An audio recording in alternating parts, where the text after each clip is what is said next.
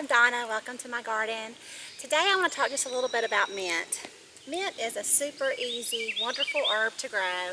If you are new to gardening, you can give mint a try. It likes the shade. It likes a lot of different climates. It's useful in a lot of different dishes. I like to use it for tea.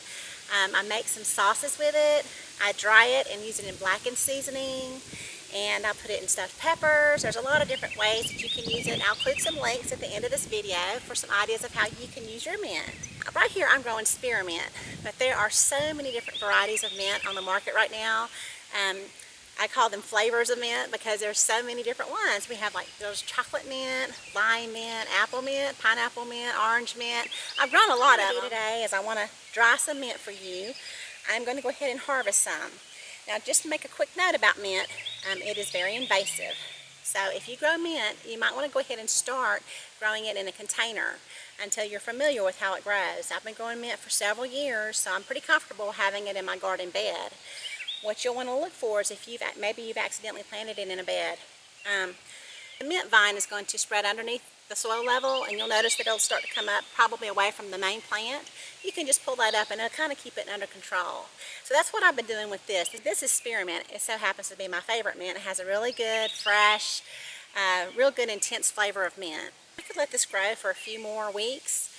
It's still mild. The weather is still mild and it's spring. But right now I really like the flavor of this. So I'm going to go ahead and cut it. And I'm going to dry some, so I'll have it for other uses. And then it will regrow in no time. It grows so well. That's what makes mint so nice to grow. So I'm going to go ahead and cut it. We're going to dry it. I'm going to dry it in my dehydrator. I've had it for a couple of years. Dehydrator is not something you have to just go run out and get if you have a garden. I am going to show you how you can also hang it to dry, which is what I did prior to having a dehydrator. Okay, so whenever you're harvesting your herbs, always harvest them before they start flowering so you get the best flavor. But if you're going to dry them, you probably need to wear gloves or to wash your hands with some really good detergent. Make sure you remove all the oils. We're still going to wash this, but oils can still stick to your mints and they're not going to dry as well. Okay, so I'm going to go ahead and put my gloves on. I'm going to snip this off and we are going to take it inside and I'll show you what we can do with it. And I'm also going to show you how we can propagate it. It's really easy to propagate. Have a new plant in just a couple of weeks.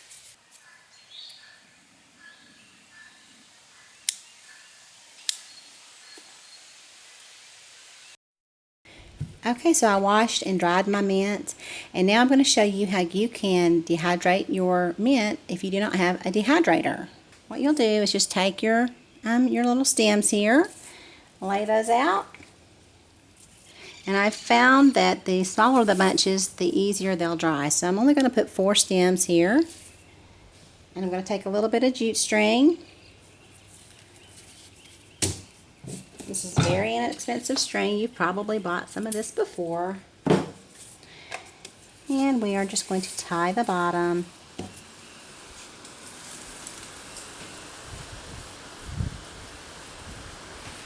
Okay. You can double knot that. Make sure that your knot is very tight because as your mint loses moisture, it's going to shrink up and then they could fall out of your knot. So this, I really need to double knot this, but since I'm just doing this for a demonstration, I'm not going to do that. And you will need to hang this in a cool, dry place. A pantry is wonderful. If you have a little pantry, maybe a closet, something like that. I can hang it in my garage where I live because I'm familiar with the climate. It's not real humid. It's not real hot here. If I still lived in Florida, I could not do that in my garage in Florida because it was so humid there, so hot, it would not have worked out. You want to keep it somewhere dark and cool and dry. And it'll take several weeks, but you will know when it's ready because the leaves will start probably falling if you knock it. The leaves will start falling off or something. So pantries, I think, are a wonderful place to put it. So you can just hang it upside down like that, and in a few weeks you'll have your own dried herbs. Alrighty. Now since I'm doing a small quantity, I'm going to go ahead and remove every other tray, and I'm going to try to fit all of my mint on about 4 trays.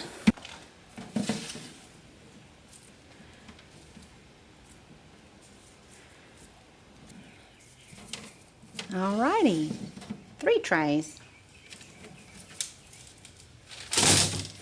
I'm going to put the door on here, and I'm going to put this on about 15 hours, and then I'll check on it. Okay, it is time to get the mint. I think this dried probably about 18 hours total. So I'm going to go ahead and get it out. It's nice and crispy. I'm going to put it right over here on this paper towel. And I don't have a whole lot of this, only because I do try to keep it under control in my bed. I'm going to move some of this to a container, and then next year I will have a lot more. Now the time varies as far as how long you are going to need to dehydrate yours. Just check on it. That's what I do.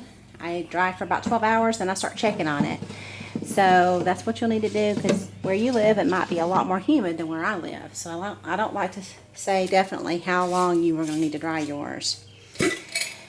Now what I'm going to do is I am going to just put all of this in a large wide mouth mason jar, because I already have some mint that I've dried previously and I'm still using it. So until that's used up, I'm going to store this more for long-term use, and I'll just store it stem and all in here. When I go to use this, go ahead and show you real quick.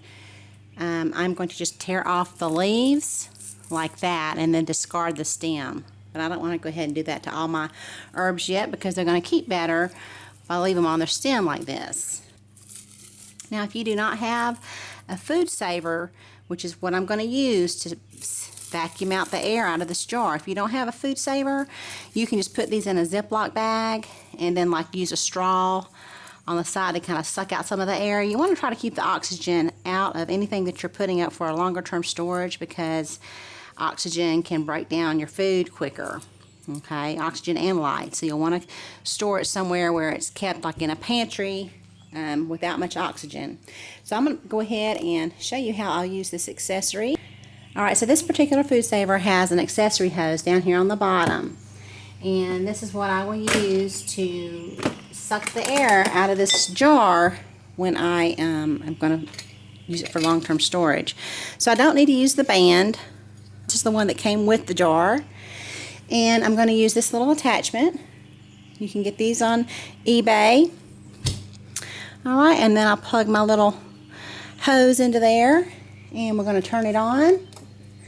And I'm going to press the accessory option, and it's going to suck the air right out of the jar.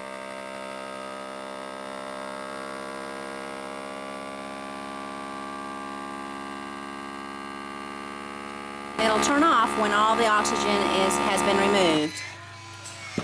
There it goes. Okay. Now my lid is on there secure. I can take this off with like a can opener if I need to, but for now all I'm going to do is go ahead and mark it, and it is May of 2014. All right.